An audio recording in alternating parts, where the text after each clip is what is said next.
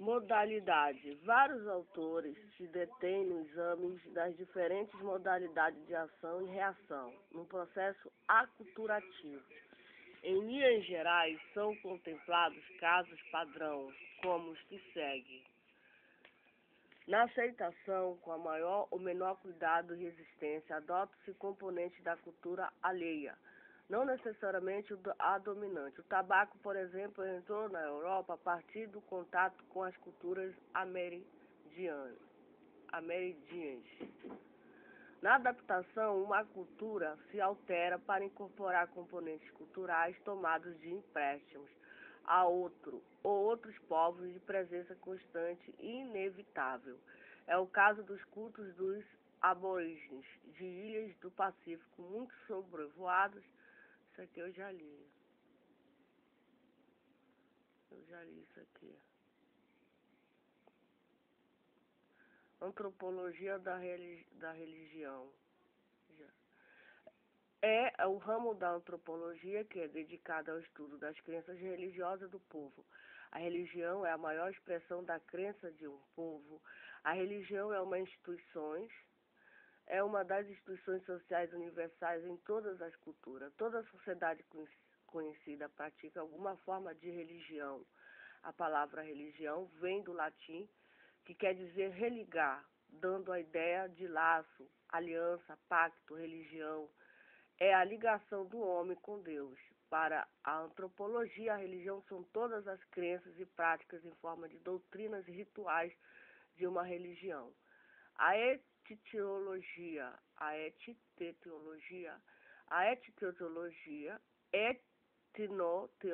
é a área de estudo relacionada com a apresentação do evangelho e os modelos culturais relevantes na cultura receptora.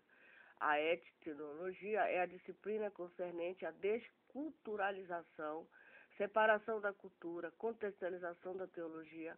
Cada cristão aprende sua teologia no conjunto cultural e logo começa a ver seu comportamento com o comportamento cristão.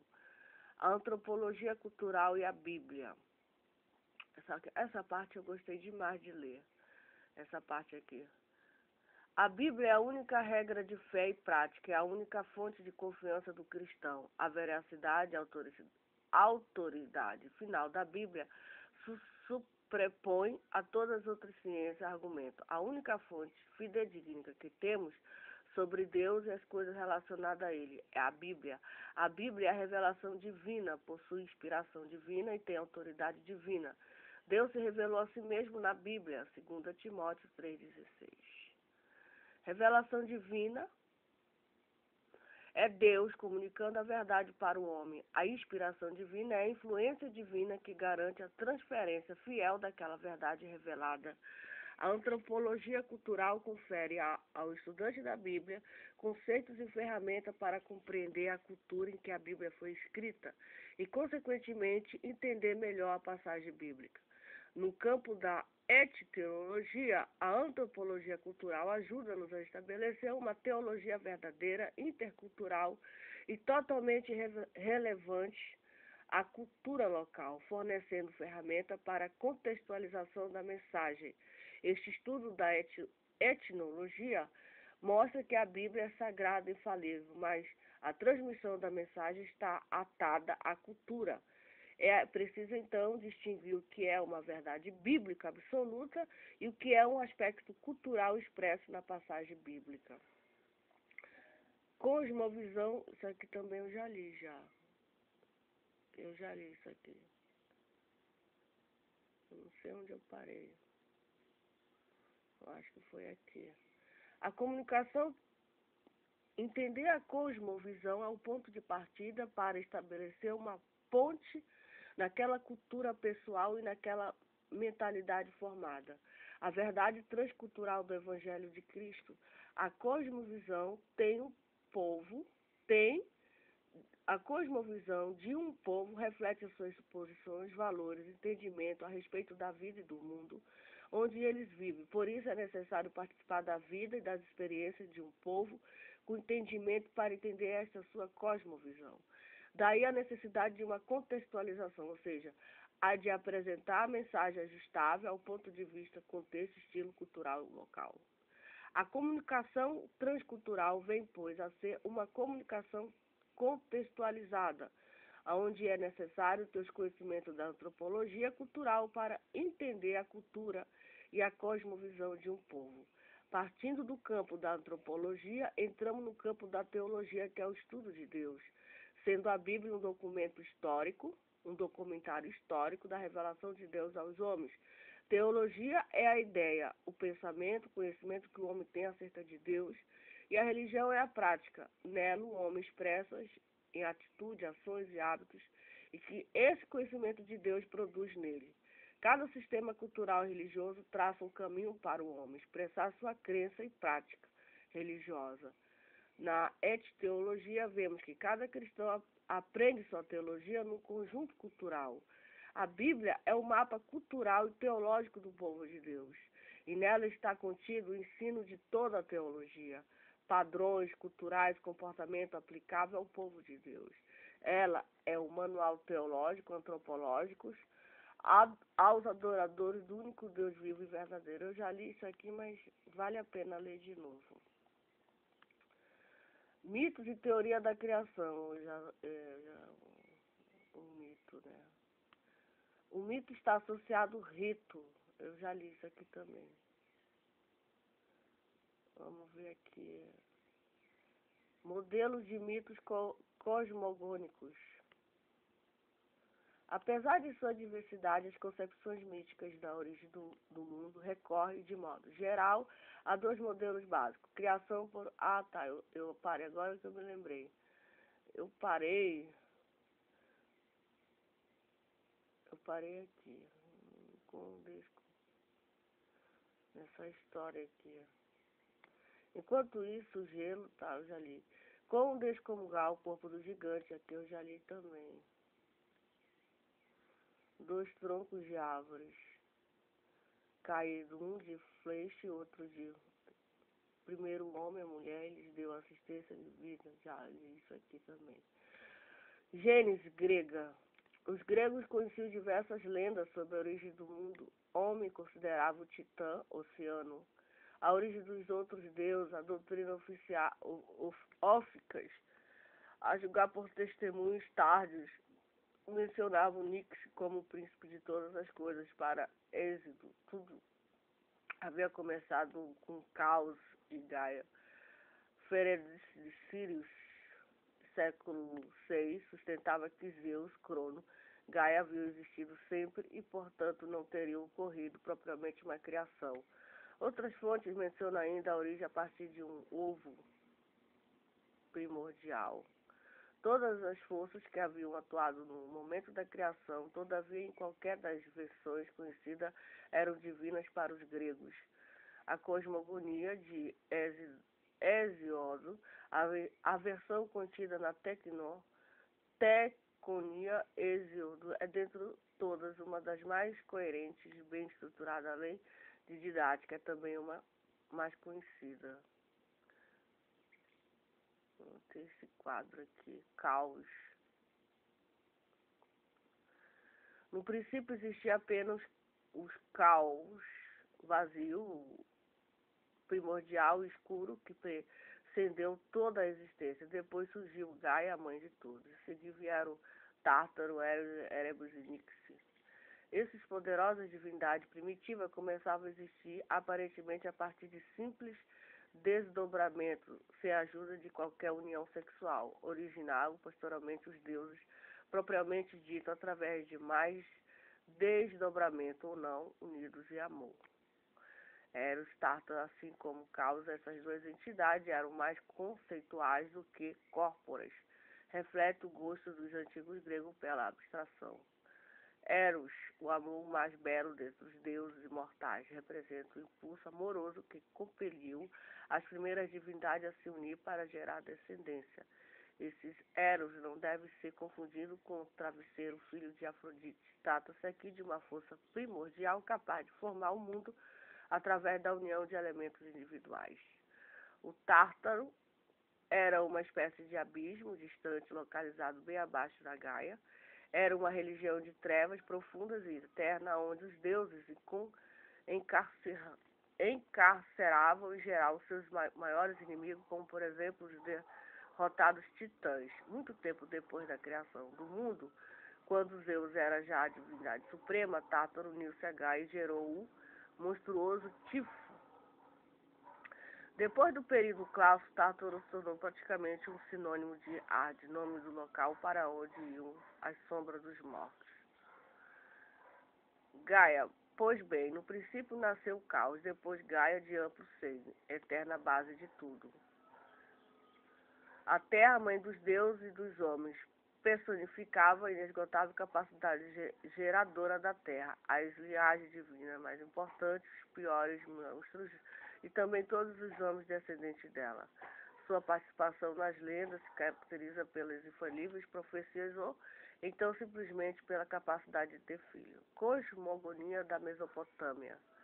Os povos mesopotâmicos, em especial os sumérios e babilônicos, desenvolveram uma cosmogonia completa que se preservou em texto como um poema, Gilgamesh, Inu, Elis, com mitos consolidados durante o terceiro e segundo milênio antes da era cristã.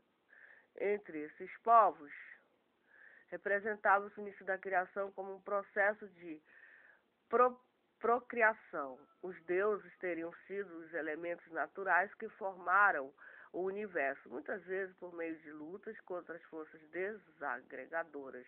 Os babilônicos, como uma epopeia sobre a criação, glorificavam a vitória de Marduk, o único deus bastante forte para derrotar o dragão Tiamat, personificação de caos e da água do mar.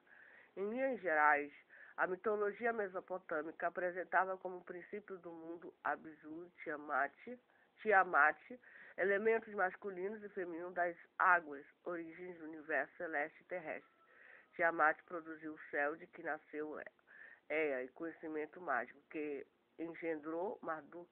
Este derrotou os outros deuses e dividiu o corpo de Tiamat, separando assim o céu da terra, e com o sangue de um monstro derrotado produziu o primeiro homem. Eu não acredito em nada disso. A cosmogonia da América. Os Anodáguas, povos que habitavam a região, que posteriormente seria o estado de Nova York, nos Estados Unidos, elaboraram uma cosmogonia mística inteiramente particular. Em essência, o relato pode assim se resumir. O grande cacique das pradarias celestiais casou-se com sua mulher e lançou-se às infinitas águas turvas. Ela pediu ajuda aos animais marinhos para que retirasse o barro do fundo do mar. O sol secou o barro e pôde instalar-se nele, e a mulher celestial, a grande mãe da terra. Entre os povos americanos foram provavelmente os mais que desenvolveram esse mito mais coerente sobre a origem do mundo. Sua explicação remota ao princípio último concebe a criação com 13 etapas. Na primeira, o Nabi-Kun, Deus Uno, fez a si mesmo e criou o céu e a terra. Na 13ª, tomou a terra, a água, misturou e desse modo foi moldado o primeiro homem.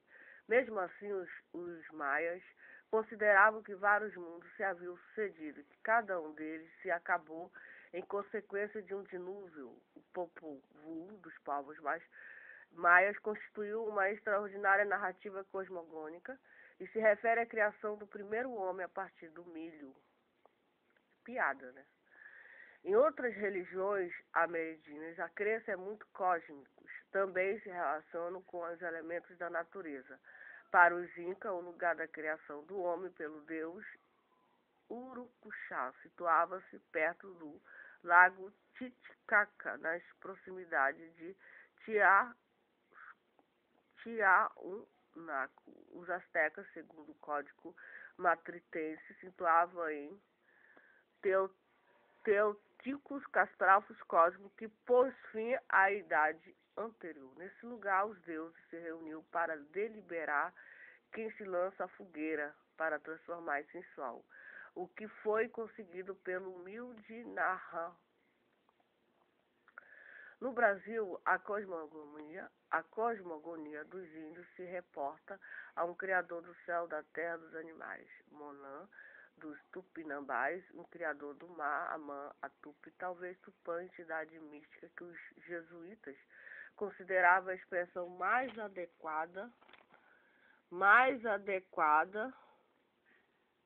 à ideia de Deus surgida nos domínios da catequese. A teoria de Big Bang. O universo não surgiu em uma grande explosão, pelo menos não na forma como uma bomba explodiria. O termo Big Bang, grande explosão em inglês, foi escolhido como mais simples definição do modelo científico que afirma que há bilhões de anos todo o universo estava concentrado em um espaço tão exíguo que faria qualquer partícula parecer gigantesca, de um início muito mais quente que o inferno, incrivelmente mais apertado que um ônibus às 6 da tarde. O cosmos passou a se expandir e a esfriar rapidamente. Essa explosão teria ocorrido em todos os pontos do universo ao mesmo tempo. O segundo erro é ainda mais grave. Nenhum cientista é capaz de dizer o que existia antes do Big Bang. Pode até ser que realmente não houve nada, mas não é impossível que existisse alguma coisa. O fato é que essa questão ainda desafia as mentes mais brilhantes do planeta. Para chegar até aqui, a astronomia precisou de milênios de pesquisas e perspicácia, mas nos bastidores, a história de uma das maiores teorias de todos os tempos também traz relatos da intriga, vaidade, fugas espetaculares, bobagens. 100% de periferia. Para conhecer a história completa do Big Bang, é preciso voltar ao século IV a.C. Isso porque o primeiro passo em direção a ele foi dado por um filósofo grego, Aristarco, que propôs uma ideia ousada: a Terra não seria o centro do universo, mas giraria em torno do Sol. O modelo foi considerado ridículo e ficou esquecido por 2000 anos, até que um polonês atravessou e escreveu sobre a revolução das esferas celestes. Nicolau Copérnico, autor do trabalho, voltou-se contra a teoria dominante do grego Ptolomeu, segundo o qual a Terra estaria no centro de tudo.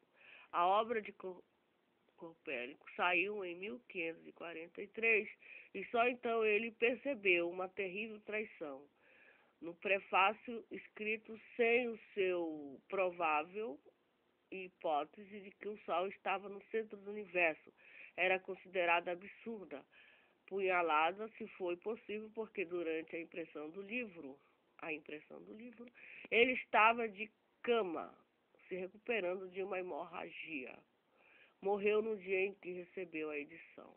Ao longo das décadas seguintes, da Dinamarca, um astrônomo chamado Tycho Brahe havia ganho tanta reputação que o rei Frederico II deu a ele uma ilha e dinheiro para construir um observatório. Apesar das lunetas, a especialidade da ilha era as festas. Pessoas importantes eram convidadas para cerimônias animadíssimas que cantavam com a presença de Gyps, um anão que fazia às vezes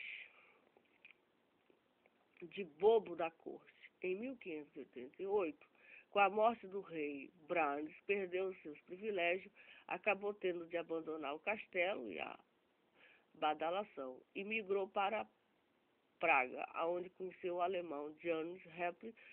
Kepler era uma dupla perfeita. Brandis fazia as mais precisas observações da época. Em Kepler, que seria o melhor intérprete desses dados, descobriu 3 coisas fundamentais. O planeta não se move em círculos, mas em elipses. A velocidade desses planetas varia continuamente. O Sol não está exatamente no centro dessas órbitas. A suspeita se confirmou com as pesquisas do italiano Galileu Galilei, um católico devoto que tirou proveito das recém-inventadas lunetas. Ele percebeu que havia luas em torno de Júpiter e que era uma prova incontestável de que a Terra não era o centro do universo. Acabou condenado pela Inquisição à prisão domiciliar. Einstein contra Einstein. Antes de se tomar o mais famoso físico de sua época, é uma referência para os séculos seguintes. O inglês Isaac Newton teve uma infância conturbada. Seu pai havia morrido 3 meses antes do seu nascimento. A mãe se casou com um homem mais velho, que não permitiu que o garoto Isaac morasse com ele.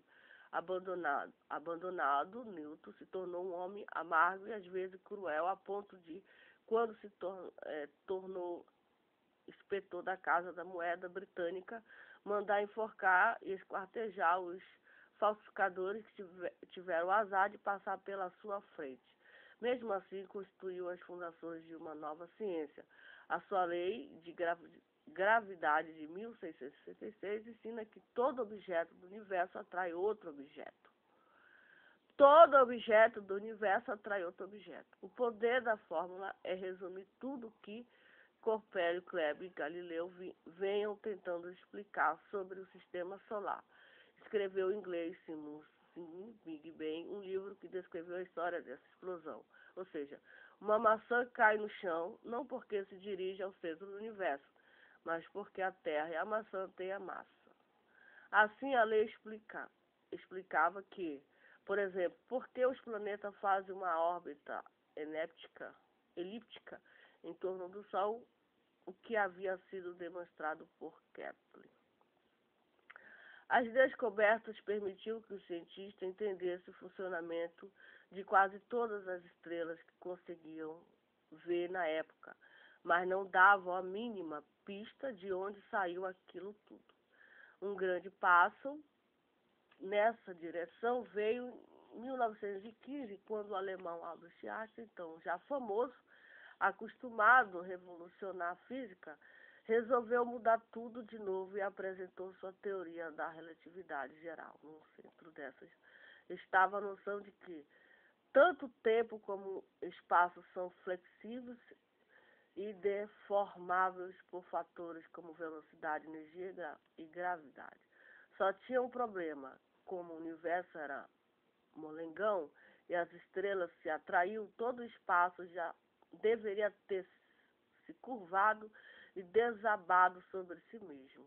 A ideia parecia ridícula. Einstein tinha ideias em cosmologia completamente reacionária. Era um homem do século XIX, quando todos achavam que o universo tinha um fim e estava parado desde sempre. Diz o físico Mário Novello, presidente do Instituto Nacional de Cosmologia, Relatividade Astrofísica. Einstein elaborou então que ele mesmo depois considerou a maior bobagem de sua carreira. Alterou as equações para que ele se encaixasse na sua visão de um universo que não cresce nem diminui. O problema é que essa limitação de Einstein dificultou a vida dos outros. 2 estudiosos russos, Alexandre Friedman e belga Georges Lemaitre, acharam uma solução para o impasse. Se o universo tivesse se expandido, é possível que ele nunca entrasse em colapso. A gravidade de tudo que existe não conseguiria fazê-lo de curvar, porque os cosmos esticaria e se manteria estável, mas quando Friedman foi buscar a bênção de Einstein, ele lhe disse que a ideia parecia suspeita. Lemaitre, que conseguia levar 2 profissões aparentemente antagônicas, de padre e cosmologista, instituiu até porque suas ideias tinham um tempero a mais. Ele não só estava convicto de que a teoria de Einstein implicaria um universo em expansão e acreditava em um momento da criação. Tudo teria começo em uma região pequena, uma compacta, que explodiu e cresceu. Ele chegou até a cunhar a expressão átomo primordial para descrever a provável aparência do universo em seu começo, que seria um hoje sem ontem, mas o belga não deve mais sucesso do que Friedman ou buscou o apoio do Einstein, já então capaz de construir e destruir reputações no meio científico. Em 1927, ouviu deste um veredito nada animador. Seus cálculos estão corretos, mas sua física é abominável.